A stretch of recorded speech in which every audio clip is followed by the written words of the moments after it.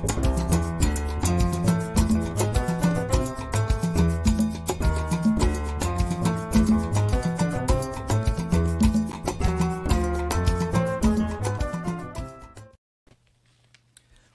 esa musiquita gets me going. Welcome to another episode of La Ventanita. I'm Carlos Frias, Miami Herald food editor, and over there, flipping through the Wednesday section of the Miami Herald is Amy Reyes. Is that Hi, I'm just reading this giant, long article that you wrote. It's pretty meta right now. About your favorite restaurants. Yeah. But look at how pretty you look, Carlos. I just want people on YouTube to see. Look at how cute Carlos looks on the cover. I feel like I've lost a little weight from that photo. I was a little puffy. This was a year ago. I was trying to be slimming, so that's why I'm wearing a dark shirt in that photo. But people at the podcast at home can't see that. They cannot see this picture. Unfortunately, you have to actually have a physical copy of the paper, or you can go to Miami.com and find Carlos's recommendations for his favorite places to eat, like a local. All right, so for people who don't know what that is a couple years ago, you deserve credit for this, because a couple years ago, you told me, hey, why don't you just put a list together of your favorite places? Because I always hated writing best of things like, oh, this is the best Cuban sandwich, or this is the best thing. Because the truth is, I mean, if you're a literal person like I am, like, I feel like I would have to eat every Cuban sandwich in Miami to be able to say, be able to justify that. But I could always talk about what my favorites were. And you were like, why don't you just give us a list? And it's a thing I've been working on for, I update it, I take things off, I put things on for different reasons. And now that list is up to 70. So if people got the physical paper on Wednesday, they got a full list of my current favorites in Miami. But the cool part is, like, if you're listening to this days or weeks or months later on the audio podcast, you can get it on the Herald website. And it's online. It's sortable by neighborhood, by price, by food type, everything. It's great because it's pretty cool. Another one of the reasons why we had you do that was because you were the person that everybody in the newsroom would call and be like, "So I'm in Little Havana. Where should I go? Like, what's the place?" So Connie Ogle. Like, Connie be like, so I'm going to be down in the Gables reviewing a theater show. Where should I go? Where should I, go? And I think the original version I wrote was like, stop calling me, Connie. Stop calling me. Stop bothering me. Just here, bookmark this and get off my back. Yeah. So it's actually fun to do. It's one of those things that, it's a lot of places that I've written about over the years that I've just, discovered, or people that know say, hey, you should try this place out.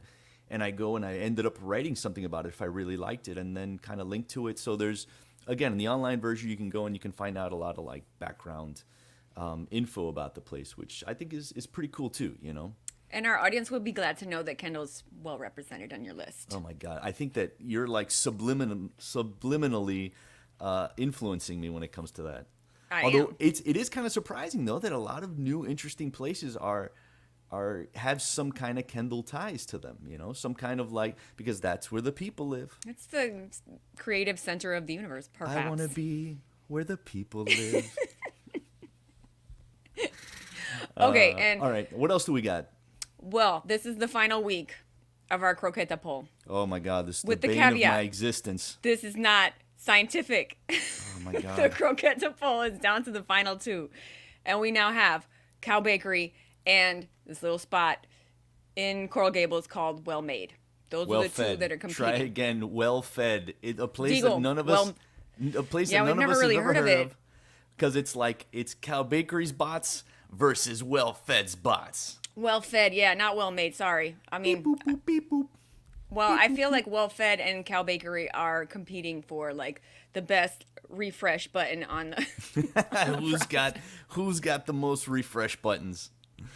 Oh man. Anyway, all right. So that's all well and good, but I think the reason people want to hear from us today is because of our guest, and our guest today is Matt Kuscher. So Matt is fascinating because he has a gift. Even though he's not from Miami, he has this ability to grab Miami culture out of the air, and he injects it into his restaurants and hidden bars. And there's always a hidden bar with Matt's restaurants. And when the owners of the iconic Brickell Bar Tobacco Road wanted to recreate the original vibe in a totally new location, they brought Matt on as a partner. They gave him all access to all their memorabilia, and he totally nailed it. Like, he nailed like the vibe, even though he put up a sign that says, this shit ain't the real Tobacco Road, bro. And I thought it was like a great like tip. So he created a Huerta Mercado and Hialeah Spider-Man themed bathrooms in his Hialeah restaurant, Kush by Stevens Deli. He recreated that mural on I-95 of Don Bailey, the Carpet King, and only his skivvies.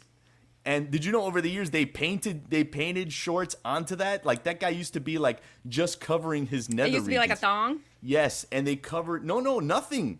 His hands covered his nether regions strategically, and they painted a little bikini over him. That's like anyway, Miami's David.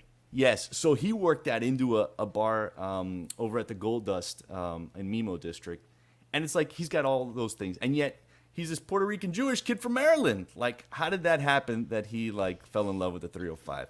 So we're gonna ask him. What's up, Matt? How are you, bro? Kush in the bush. We're here. We're live. I didn't know if I was in or not. You're in now. Here. You're in now. Okay. ¿Y qué pasa, man? Oye, so where are you coming to us from? I see some craft beer behind you. I see some wallpaper. See some wallpaper. I'm at Vicky's. That wallpaper was in Food and Wine magazine as one of the greatest wallpapers of the year in 2019. That's Vicky's, Obviously. but it's actually, the cool thing about it was it's an actual just recreation of my mom's wallpaper and when I was growing up. So that was even cooler that my mom got her wallpaper in Food and Wine magazine. Wait. So first of all, tell us about, because folks who don't have that backstory, tell us about the place that you're in and what you created there. So I'm sitting in Vicky's house, and it's basically just my mom's kitchen in 1986. And my mom is somewhat of a hoarder, which is amazing when you're opening a lot of restaurants. And so she kept a lot of the stuff that I could use here. So I just took the linoleum floor and the wallpaper. She had chandeliers and then all my photos and all the other random stuff we had. So I recreated it authentically to the era. So oh wow, it's pretty cool if you haven't been. And this is like a milkshake bar that you created. First, it was totally secret. It was like an opaque window, and it looked like there was some garbage cans next door to your like iconic burger place, which is Locale, your burger and beer place. And it's got this awesome entrance. Tell us about the secret entrance between the burger place and Vicky's place. Well, originally it was like just a for rent sign in the front. I don't think Coconut Grove was ready for like a ice cream speakeasy. And so that didn't work. People were like calling the for rent sign, and if you actually called the for rent sign, it was actually a Hall & Oates hotline asking you for your favorite Hall & Oates song. So it was like next levels of cool. You're but nobody out of really touch. got it. I'm out of time. But if you go to Locale, we have the phone booth from Bill and Ted's Excellent Adventure. My buddy, my boy Camilo, who did the wallpaper and the phone booth, he recreated Bill and Ted's phone booth. So you have to walk through time. So when you go through there, you're basically now in 1986. So this is 1986 Maryland. What city in Maryland are you from? I hate to say Maryland because I am from Maryland, but I'm really from D.C., the suburbs. I'm from the DMV. So when people say Maryland, I was doing an FIU lecture yesterday, and this lady was like, "Oh, I'm from Maryland. I'm from Baltimore," and I was like, "That's like saying you're from Boca and I'm from Miami. It's two different worlds." I'm from like Rockville, Maryland, outside of Washington D.C., Moco County. If you know about Moco sandwiches, we give them out. Oh, okay, right on. So what brought you to Miami originally? Like, what's the thing that brought you here and obviously Miami kept you here, but what's the thing that brought you here? So I went to University of Arizona my freshman year of college. Fun fact, if you go on Sports Center, there's like a go-to clip when they won the national championship that I'm flipping over a cop car that for some reason that only has my face on it. And they showed it for like 20 years. But make a long story short, I didn't do too well that year. And after I left Arizona, I was kind of had that moment where I looked at myself in the mirror and was like, what are you going to do with your life? Or are you going to just, be a loser and flunk out of school, or are you going to do something? And luckily, my dad knew somebody at FIU Hospitality in North Miami, and I went to FIU Hospitality, and it changed my life. Wow. No, I mean that's like really, that's putting a pretty fine point on it. Now, the hospitality background, you obviously own like what, basically 9 different establishments in South Florida, right? Is that number right, more or less? Honestly, I don't know. Yeah, it's probably 8. It's We have so a couple many. other random I'm things. I don't know if I count or I'm not. so rich and well known. I don't even know how many I Counting have. money all Not even day. that. I just don't know where the count goes, and I got a couple things in the works that I don't Sure. know if I should count yet, and I don't even know. But so your dad, but you have hospitality and background. So like your grandfather, Yeah. tell us about your grandfather who had a cool deli, and your a deli, and your dad was like he was a Dunkin' Donuts franchisee, right? So my grandfather owned bars and restaurants in Brooklyn, and they were like mobbed up bars. My grandfather was the Applewise guy, and my dad ended up opening a Dunkin' Donuts in the 80s. That was like back when it was time to make the donuts, and you actually had to go and bake the donuts, not like what it is now where there's like one per town, and it's an actual like counter and a diner vibe and all that. So I grew up at a Dunkin' Donuts at 7 years old at the register, making donuts, doing all that thing. Which is why I hated donuts for many, many years. That smell of fried donut was probably Oh, in your yeah, I every couldn't shirt do you it. owned.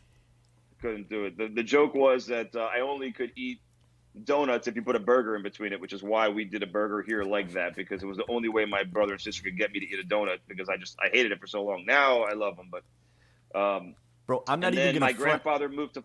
I'm sorry. No, I was gonna say I'm not even gonna front. When I was a kid, my parents, like one of like our little outings, because my parents weren't restaurant people. Like they didn't, like our restaurants were IHOP. This one little place in Hialeah that I wrote about that no longer exists called Asturias, and Dunkin' Donuts, a Donkey Dona. So we go to a Donkey Dona, and they would have a donut and coffee, and I would have a donut, and like that's where I learned. That's the first place where I ever had like American dirty bean water coffee. Oh, and, I love it. But with plenty of that cream, bro, that Dunkin' Donuts coffee is forget it. Yeah, It's- I was about to say, that's don't exactly hate on what it Dunkin' is. Donuts coffee. Like, if It you're is gonna it, drink yeah. American coffee, Dunkin', you can't go worse than Dunkin'. Bro, it's I $2. mean, you can't That's go. cool. If I give you a little tour right now of Vicky's house, like I have my mom's diploma from 1982 from Dunkin' Donut University, because they actually made you go to a university for it. So I actually have it in the corner over there. That's awesome. And we have a lot of 80s Dunkin' Donut memorabilia. But anyways, my grandfather moved to Florida, and he opened up delis up in like Tamarack and Broward Plantation. Yep. And so I spent like every Passover, every spring break, basically in his deli. And when I recreated Stevens and Kush by Stevens, I took a copy of his old menu and made that our menu. And fun fact is, when you look at the back of it, even though it was in Broward, it said "Made in Hialeah," the menu, which is just the Wow. gods talking. Oh my God, that's amazing. That's That's such amazing. that's such a real life Easter egg, man. So Yeah, what right. was the first place you ever opened in Miami?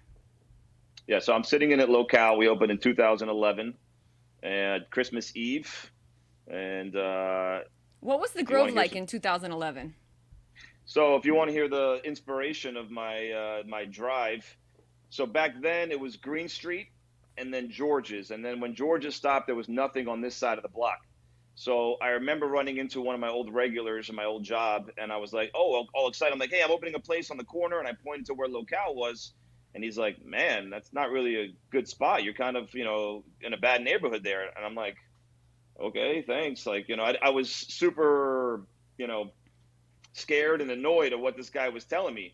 Fast forward 10 years, there's literally 7 restaurants on this half of a block that I was on. So it was definitely a different vibe. But Matt, that's been don't give yourself a little more credit, because you've always been really good, and I don't know if that comes from your dad or your family like background, but like you've always been really good at sniffing out a place before it gets cool. Like really It's called getting being cheap. That's the secret. The secret to being Yeah. cool is to also be cheap. Not having money and then being cheap afterwards and not want to lose your money, and then the desire to make your landlords rich. And that's I love doing that, because they've been doing that over the years many times. Oh my God, that's so funny. And your place was the very first spot. I think what people really loved about it is that it was ostensibly simple. It was beers and burgers.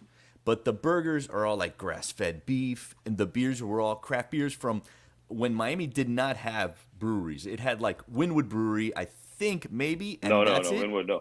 Not The even only Wynwood one Brewery? we had was Schnebley down in Homestead. That don't count. That and don't then, count. yeah, then I mean, it counts, but DeQuesta in Jupiter. TBC, yeah. Fran Andrelovich, who's a craft beer kind of pioneer. It was Matt. Well, Matt was the brewer. I think. I don't know. Oh yeah, his partner DeQuesta. Matt. Yeah.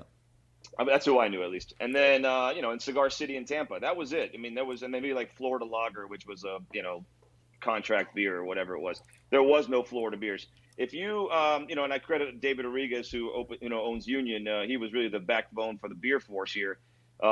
Every kind of major beer that started in Miami poured their first beer here at Kush. I mean, you can go from Wakefield to Wynwood to Funky Buddha to Tank to MIA. I mean, they all poured them here.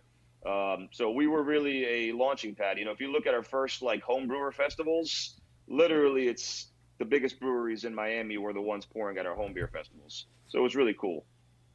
So you had this concept that, again, was real simple, but it was the idea of like trying to bring something a little bit more complex, a little bit better, frankly, But your concepts took things escalated quickly, like where this idea where you started embracing kind of Miami culture and you started putting little flavors of Spanglishness and Miami-ness and like kind of like that pan Latin American feel, stuff that felt very Miami. What was the first place you did something like that to, and what was like the thing that you remember adding to it?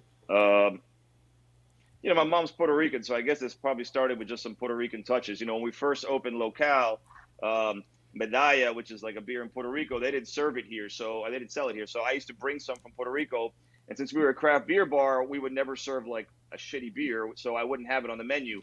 But if you were Puerto Rican, I would have some behind the bar, and I would hide. And when I saw that I noticed you were Puerto Rican, I would just put a Medalla right in front of you, wouldn't charge you, just put it on there. And that was kind of like one of the first things I did. Just like if you know, and if you don't, you don't need to know. That's not necessarily a Miami thing, but it is for some of us. That's very cool. That's very cool. I when I think of the Miami thing, like the one that stands out, it's like the most iconic thing that you created is all your restaurants have like this hidden bar. So like Vicky's is a milkshake place, but you can also you got a washing machine full of beer. So like next to it, where you open up a flat washing machine and there's beer in there, but the little bar that you made outside of Kush in Hialeah. So you took, for folks who don't know, you took the deli, which had been there for I think 54 years when you bought it, something like 1954 is when it opened. Oh, yeah. I'm sorry, it opened in 1954, and it had been closed for a little bit, or I think maybe it was closed. No, it never closed. Oh, it never closed. No, it never you just closed. took it over, it was just dying. It was slowly dying, and I used to go there and I used to love it, and I used to talk to the owner and I'd be like, can I help you? Because I didn't want to see it die. I mean, delis are no longer, they don't even exist anymore. There's bagel bars in places, which is great, but it's not a deli. And I didn't want to see it die. And so that conversation was like, hey, can I help you? Like, let's do something. And he was interested in that. He was actually at the moment talking to someone else about possibly doing it. And when I was talking to him, I was like, you're not going to be able to do this. Let's just become partners. And then that just turned into, let me just buy it and do it myself because it ain't going to work, which is what I did. And that was really a passion project. I really, that one doesn't make money in the way that a business should, but I didn't want to see it die, and I love it, and I am going to bleed that thing till I die. I love it. and so it hasn't, like, do you think that Hialeah has the potential to become like a destination the way Wynwood is? No, it does. Like, since they're doing all this investment? It was doing good, but when COVID came, that got hit the hardest because that neighborhood is not really my clientele, where in Coconut Grove, there's a little bit of wealth here, and they can get Uber Eats and whatnot, and they'd come and visit. Where Hialeah, they're not ready for a $15 sandwich in my part of Hialeah. See, the thing is, when I say Hialeah, I'm next to the airport. I'm in East Hialeah, so people think it's far away, but the reality is, I live in Coral Gables, and I'm closer to Hialeah than I am to Coconut Grove, at least in my restaurant in Hialeah. So that's a big thing I gotta help and educate people on. See, but Amy, he's ahead of the curve again because like the Herald just did a huge takeout about what is it, Factory Town. So Abra Jane, who's one of the big developers, micro developers, I guess you could call her, in like Mimo, like she redid the Vagabond. She bought this big area that's now like a big music venue. They're turning into a music venue. Probably like a mile south of you, if that. Yeah, it's very close. It's like 4 minutes. Yeah. Again, he's like I'm always impressed by that. He's always ahead of the curve on it. Like I remember thinking people in Hialeah will like this because this is different. It's not another Cuban restaurant, which I love Cuban restaurants. It's not a Nicaraguan place. It's not a Colombian place. It's just like a cool, pardon the term, hipster place. It's like a cool, younger person's place. And then you did this cool bar in the back, which is like a tribute to all Hialeah things. Like, it's got the huge Ño que barato sign. Yes, a recreation of the Ño que barato sign. It's got, who's this judge playing on loop? Maria Polo? Caso Cerrado. Caso Cerrado? Hold on a second. Oh, hello. Yeah. Oh, yeah. Oh, no, this yep. is just, this is not a person in a goat mask pouring. I'm just getting my cafecito. He's just getting his coffee. I mean, that's just the thing that happens. I mean, that happens in my house, too.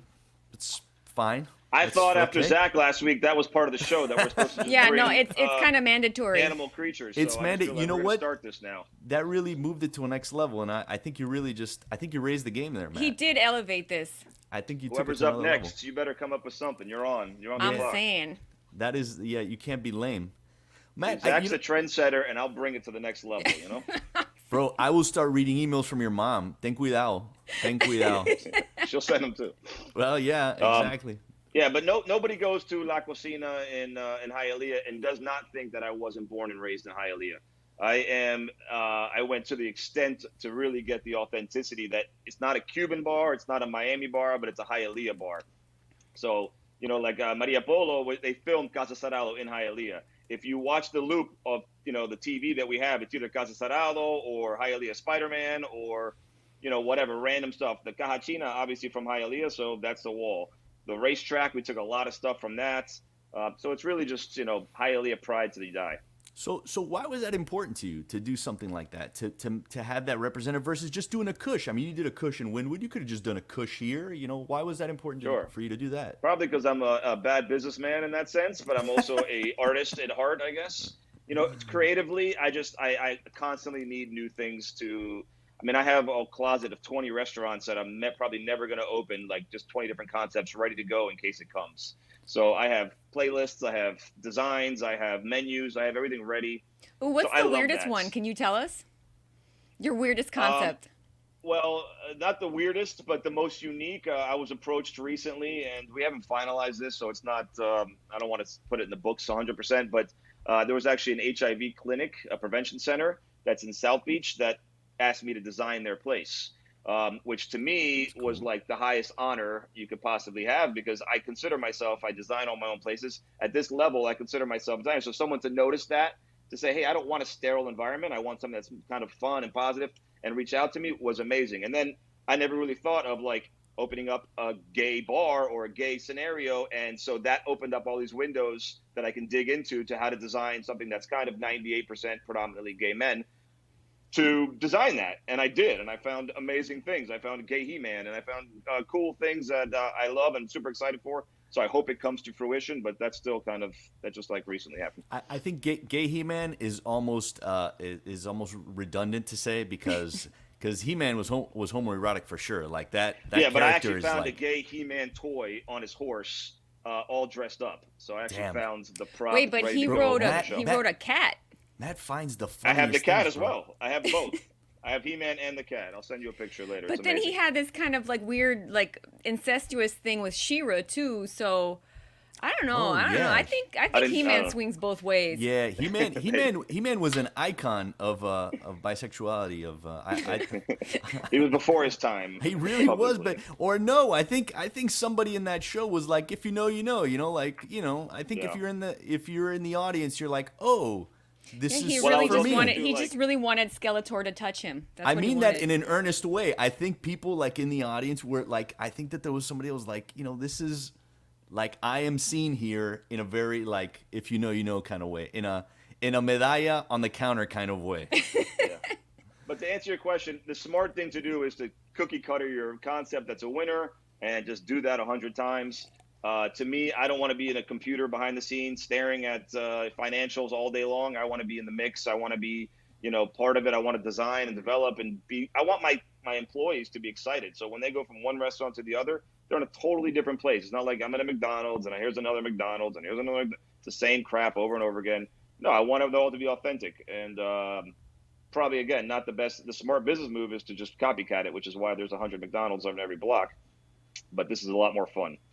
I like that when you took over the Stevens Deli, there was a guy there, Junior Biggers. Did I get his name right? Junior Biggers? Yeah. Henderson Biggers, yeah. Henderson Biggers. Yeah. He'd been there for 60 years, like, and I mean, you don't have him like slaving like 10-hour days. Like, he's almost like a mentor, right? Like, where he No, he works. Oh, he does? He works hard. Bro, give that guy dale un retiro a ese tipo, dude. Let that guy retire, I've bro. offered him money to sit on the bar stool and talk to guests.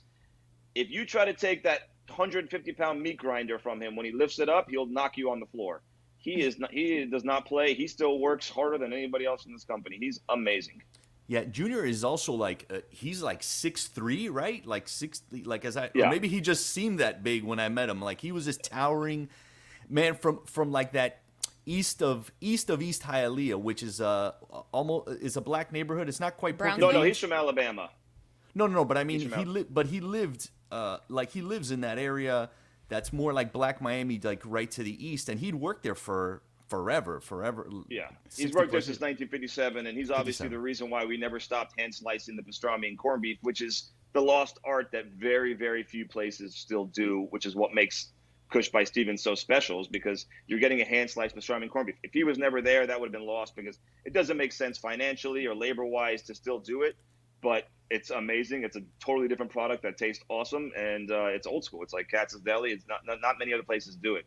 We actually, one of our employees named Pedro came up with the South Beach Shark Club. It's a documentary that was in the Miami Film Festival, and he's doing a little video of Junior, and he followed him around, and we're still kind of waiting for that to come to fruition, but we're doing a little kind of small mock video of Junior, so be ready for that when that comes. That's awesome. I'm down for that. So I don't, with you being out and about town, maybe that's how you befriended this South Florida superhero. There's a guy that like somehow like I see that he kind of like he shows up at a lot of locations. His name is Captain Kush. He's this character that looks, there he is on the screen. He's this guy in his kind of like a weed man outfit, and and he's kind of inscrutable behind this green mask and green leotard with a big marijuana leaf on his chest. What is this man's superpower? Because he has. Oh God, that's Halloween, Captain Kush. So what is your association with this man? Yeah, what's his superpower? His superpower is finding secret gems in Miami. His backstory, if you go to the front of Kush and Wynwood, there's a whole backstory of how he became Captain Kush. But the basic long story short, he lost all his powers, and the only way he can get his powers is by proving to the city of Miami that everybody knows that this is the greatest city in the world. And so by doing that, he goes to all the best places in Miami so that everybody can say, hey, we live in the greatest place in the world. He's not allowed to go past Broward. Through Broward. So it's really a Dade County his powers thing. will weaken if he crosses the line. He loses his power if he crosses the blunted bandit stole his powers, and where he should come, where his powers will be they will come together. He should come to Kendall. The kingdom Kendall. of Kendall. I heard you like Kendall a lot. Bro, she goes so hard for Kendall. I've never seen Sorry, anything like everybody that you invite to this podcast always has some Kendall connection, and it's just my job to like bring it up. You kind of have to bear with it, bro. I'm very sorry about it. No, I love Kendall. I feel like Falco's the mayor of Kendall. I feel like maybe or Eileen or Falco. I don't know. There's a bunch of mayors of Kendall. You got a lot of ambassadors for Kendall. Eileen might be the mayor of Kendall. She might be the young mayor of Kendall. I think she's a good representative. Yeah, she definitely she reps it pretty hard. So what is it that made you fall in love with Miami? Is it because like the place where you found your footing, like you found like the ability to kind of express yourself and like to be honest with you, I grew up like I said in DC. DC is very conservative. I loved my childhood. I love where I grew up. I love my friends. I love crabs. My favorite thing in the world is to sit there for 4 hours with my buddies and eat crabs. But Washington's a very like conservative, strict town. You go to a stop sign, you better stop, look both ways, wait 3 seconds, and then go. And that was never me. I also like diversity. I like being around, a million different cultures. And there's not many cities in this country that have that. There are some, obviously, but Miami is the most unique in that. And the fact that I'm Puerto Rican and, Jewish, obviously those are big cultures in this city. So I always felt home at Miami. And I think because I'm not from here, I notice a lot of things that people take for granted or maybe look over and don't appreciate or just don't realize it's cool and different because they're just used to seeing it every day. But for me, to see a lizard running around is still cool to me because I didn't grow up with lizards running around my house. And luckily and fortunately, because of my job, I get to drive from Hialeah through Opa-locka to North Miami to Wynwood to Brickell to the Grove. So I get to see all of Miami all the time, and I really get to see the beauty of what it is. And because Miami has its own language, and to be honest with you, this is like a big debate, with all these New Yorkers and other people coming to Miami. They don't know the language of Miami. They think Miami is what you see on TV, but there is a language in Miami, and not many cities have their own language. I feel like I'm a translator of that language through my restaurants, and that's kind of my goal. Is like when you go into wide places, I want you to know this is not going to be in LA or New York or Tokyo or it's only in Miami, and that's my official job description. Is I feel like I'm the translator of the Miami language. I like that. What lesson have you had to teach these New Yorkers the most? Like what are you encountering the most? I mean, it's just get off the beach or get off of just venture in. I'm not into teaching lessons. I'm into translating. If people don't want to learn, don't want to take the time to educate themselves, I can only do so much. If they come through our restaurant, that's the first step. And obviously there's other ones like mine that do the same thing. But yeah, Matt, that's another job for someone else. As a guy who gets it, what was your impression when you heard about this place that wanted to open the Cuban place that was inspired by Fidel Castro and Che Guevara? Like, what was as a guy who works to get it, to understand it? Yeah. So like, just I was trying to open a restaurant and I don't even know how to start that. Like, just how can you be so dumb and lazy? Basically lazy. Like, you're going to open a restaurant in a city and you're not going to just open your eyes to say, hey, what is this city about? You just think you're that powerful that you can just open anywhere and that's it. Like, have some compassion, some care. I was talking about opening a restaurant in New Orleans. It's not, 100%, but I was doing the research for it. And when I was in New Orleans, I knew, similar to Miami, New Orleans has its own language and their own pride and their own culture. And I came up with a cocktail list, a menu, this all stuff. And I went to every storefront and gave them the names of like my cocktails and what I was going to do and the garnishes. And I was like, am I from New Orleans or not? And every single person was like, you're from New Orleans. You're from New Orleans. You're from New Orleans. And that's all I wanted. And I don't want to be from New Orleans, but I want them to feel like, hey, I'm embracing. I'm not just coming to your city and shitting on it and say, hey, here's my money. No, I want to be part of the neighborhood and part of the community and add something to it. You're not adding something to it if you're coming here and putting a bullshit, Cuban restaurant with Fidel Castro and Che Guevara. You're not only adding it, you're shitting on it. Yeah, for sure. Yeah. Well, so to answer your question, I hate it. I got into a fight. I got into a fight in New Orleans because there's a bar in New Orleans. It's a Cuban bar, and I was there around July or the summer when everything was getting hot, and they didn't even have like a Cuban like an SOS or anything. And remember back then in Miami, it was really caliente. And I went up to the owner. I was like, hey man, it's kind of hot right now. You should probably put like an SOS. I mean, I'm sure no one cares, but for the 5% of people that know what's going on, like. You're a Cuban bar in New Orleans, you look like you're not paying attention. Yeah, you're like, what, come on. And he's like, we don't get involved in politics. And I'm like, I don't think that's politics. That's pretty much 100% to 0%. I mean, I don't know anybody that's pro-Castro in this country. And if they are, who gives a fuck? So I got into a fight, and it kind of pissed me off, to be honest with you. And I'm not even Cuban. Yeah, is that a lesson you learned when you got to Miami? Like, you start picking that up about, like, the community in the background, going to school at FIU and that kind of thing? No, I mean, listen, I was a Puerto Rican kid, and I don't look Puerto Rican. And in my neighborhood, I was the Spanish kid, which basically says I'm Mexican, I'm El Salvador. They didn't know the difference between Puerto Rico, Cuba, Mexico, or anything. Yeah. So I educated a lot of people along the way, kind of the differences and what that is. So I've always felt like I've kind of understood and grasped that. Oh yeah. So before I forget, Amy has been dying to ask you about your fit life because she is now like in the last 3 years, I saw her go from like she started doing sprint tries and she started running and she started biking and now she's doing like marathon or half marathons. So and you've fallen into this train recently too. You got a fit life. Tell talk to me about your fit life. I don't know if it's a fit life, but I hit a certain age and I was like. I want to test myself. Honestly, I mean, I'm sure Jenny Lee Molina. I saw her that she was involved with this place called Full Circle, and I saw it. And I was like, yeah, with Erin, and that's who I do it with, and she's great, amazing, and so I just started doing it just to kind of test myself, and then I did one, and then I did another one, and I'm doing another one in May, and I'm kind of just going through the motions and doing it just to kind of. It's not a fit life. It's just me trying to test myself and push myself to different limits. Nice. What kind of bike do you have? Well, here's the thing. It's like I hate swimming, I hate biking, and I hate riding. So I don't hate them enough that I can do one, and then the next day I can do another one. It's not that bad. So to answer your question, Aaron actually hooked me up with some guy that bought a new bike and like lent me his bike, and I've been using his lent bike. So he's been nice enough to let me pay him off in gift cards to use the bike, and I'm trying to get it from him now. Nice. So you're gonna do the 305 try? Is that the one you're doing over in Crandon? The one in Key Biscayne, right? Yeah. Is it the 305? Yeah, I'm gonna do that one in May, and then I'm gonna try to do one in France in June, actually. Ooh. Ooh la la. Yeah, I got my buddy and I kind of decided to do it together, and he lives in Brooklyn. He came to Miami to do it with me last one, and so we're like, screw it, let's do it in one in Europe, and let's kind of travel for it, make a trip out of it. See, I might do my first 70.3 in Augusta in September, but I have all this running is messing up my hips. So, like, I have to, like, decide whether That's or not... why the try is good. You don't run. You run, and then you bike, and then you swim, and then you run. Yeah. So you kind of break things up. Too much of anything is never good. Agreed.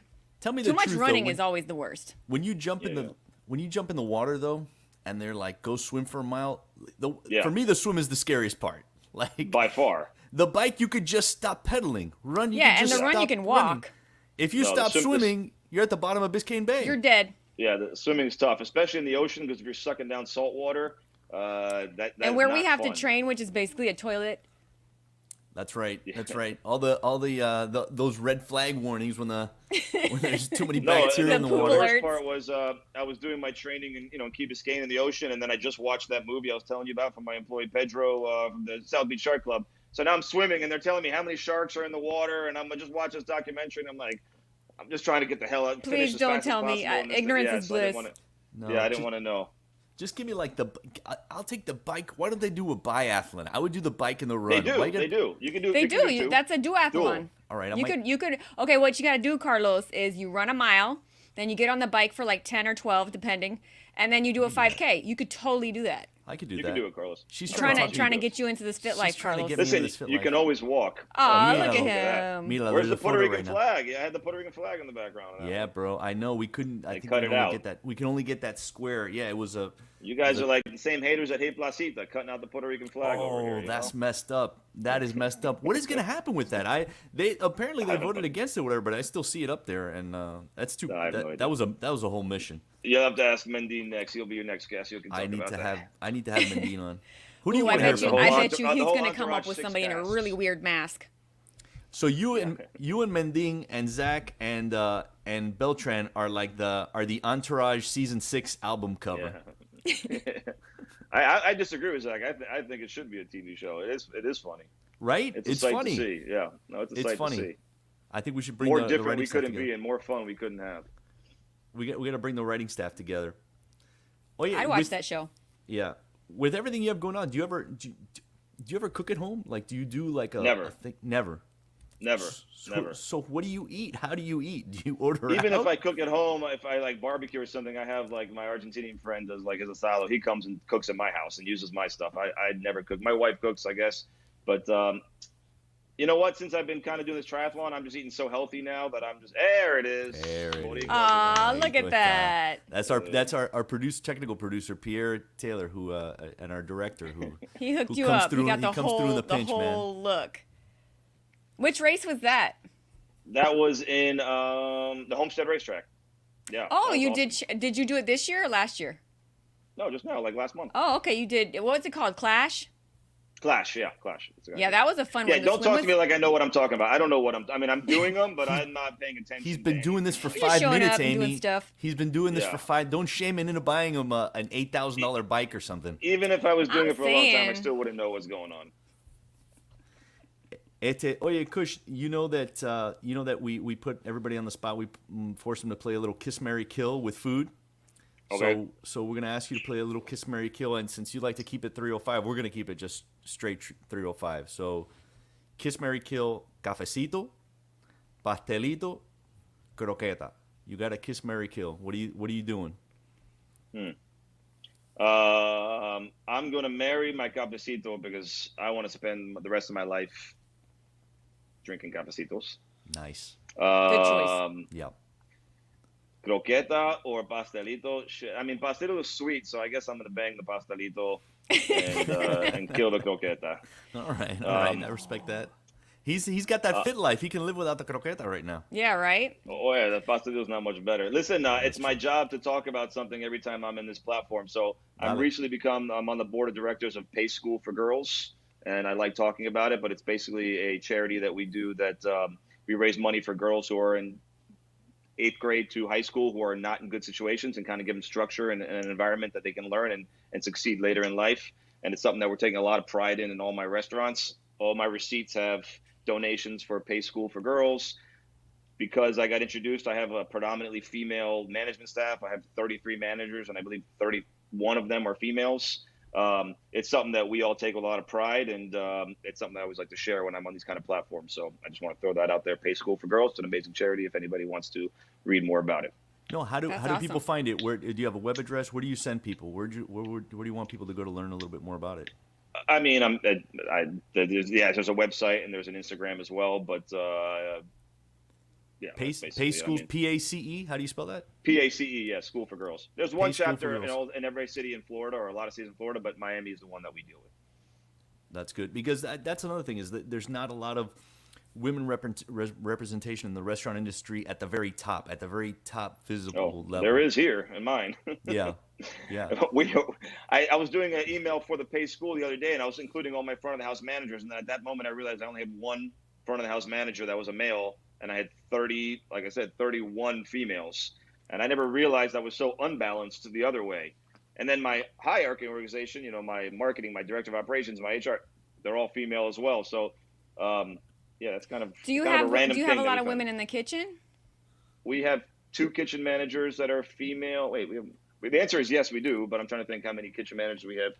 I have a 1-month employee that's been with us for 10 years. She started our first month as a greeter when she was in high school, and now she's running Kush by Spillover, which is a $4 million restaurant that she runs. She's a badass little girl, and she's kick ass. But yeah, we do have a lot of females in the kitchen as well.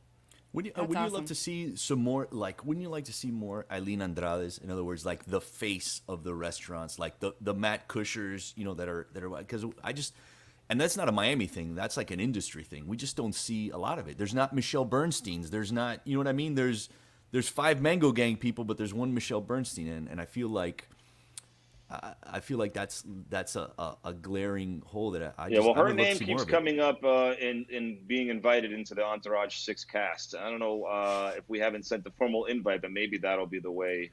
I think we have, but if we haven't, maybe we'll send a formal invite, and maybe that'll be the start. That should be the guest spot, and then turn into a recurring role, and then turn into the star role. I'd watch that show. I'd watch that show. Then she'll get her own sitcom, and then go from there. Yeah, because I feel like she'd be a good member. Also, Val Chang, who we're hoping to have next week from Itame. I think she'd be a good cast member too. I've seen her out and about, and she's got. Hey, we're open. She's got a we're taking memberships. I've invited a lot of people that don't want to come. So believe me, this is not a group that everybody wants to come with. There's a lot of people. Most people don't want to come. Well, I don't. I'm not even going to ask if anybody's had to have been had to get bailed out of jail or anything. But look, Pierre put up the address there. It's nice. www.pacecenter.org. So if you want to find out more about that organization and how you can help young women trying to get out of a difficult situation, have a great education, check it out. Or leave a tip at the Kush restaurants, which you can do. We are. I'm also partnering with Stiltsville to save old Stiltsville. So we're going to be doing an event next month. Yes. At the restaurant here, and so we're trying to, just kind of raise funds to save all the last Stiltsville houses. So we're working hand in hand with that organization. We're coming up with shirts and try to sell and raise funds. But through that event that we're going to do next month, I believe it's the first week of May. We are going to actually they've offered to send the girls from Pace School to a day at Stiltsville. So they're actually going to get a boat, pick up the girls, take them to Stiltsville, and spend the day there. Which most Miami people don't get to go to Stiltsville, sorry, and they're going to do that, which is just kind of combining both organizations that we're working with, which is really cool. That's fantastic. Stillsville is such like an iconic Miami thing. Basically, for folks that don't know, it's these kind of like houses on stilts off of Key Biscayne, off the shores of Key Biscayne. There are, Florida, I want to say, passed a law where you can't fix them. Like, you can be out there, you can own them, but you can't fix them. And which I think is a shame because it's such an iconic thing. And certainly you don't want anybody out there during a hurricane, but like to have those things is such an iconic part of South Florida. Like, what are they doing? How are they going to preserve those? Do you have any idea? Or? They preserve. There's one that's brand new basically now that it's like all new inside. But it's just upkeep really is what it is. Oh, it's just you can fix them up if you have them. The ones that are remaining, one burned down I think last year. And that was tragic, but yeah, I think the rule was that if it's destroyed that you can't rebuild it, but if it's damaged you can. So like they're just kind of grandfathered in because they're now part of the park system, and the people who are in charge of them are called not proprietors. There's a term for it, but they're basically like the stewards of the property. Right. And so like whoever's stewarding those properties they're in charge of the upkeep. But if a hurricane comes and destroys it, they're not allowed to rebuild it. I got you. By the way, going back to Eileen, she actually won our Pata Sucia Olympics last year in Hialeah, so I have to give them credit. They were started off in last place, and they ended up winning the Pata Sucia Olympics. I don't know how they pulled it off, but they did. What in God's name is a Pata Sucia Olympics? Please tell me. What is that? What are the events? What are the events? Wow. I thought you guys knew. I'm sorry. Basically, it's bobbing for chancletas. Chancletas for distance and for accuracy, and then like a relay race with the chancleta and like a beer, and you had to chug the beer at the end. It was like Revenge of the Nerds Olympics, if you can imagine those that movie, but with the chancleta. I love that. I would like to compete in this. I am very competitive, and I feel like I could probably. Yeah. Oh yeah, last year Lucy Lopez was our guest the hostess, and then Michael Beltran was our judge, or vice versa, I think actually. And we had a good group. It was a lot of fun. Lucy Lopez awesome. is Hialeah, is South Florida, man. We love her. She's on the menu. She's the best. We stand Lucy Lopez.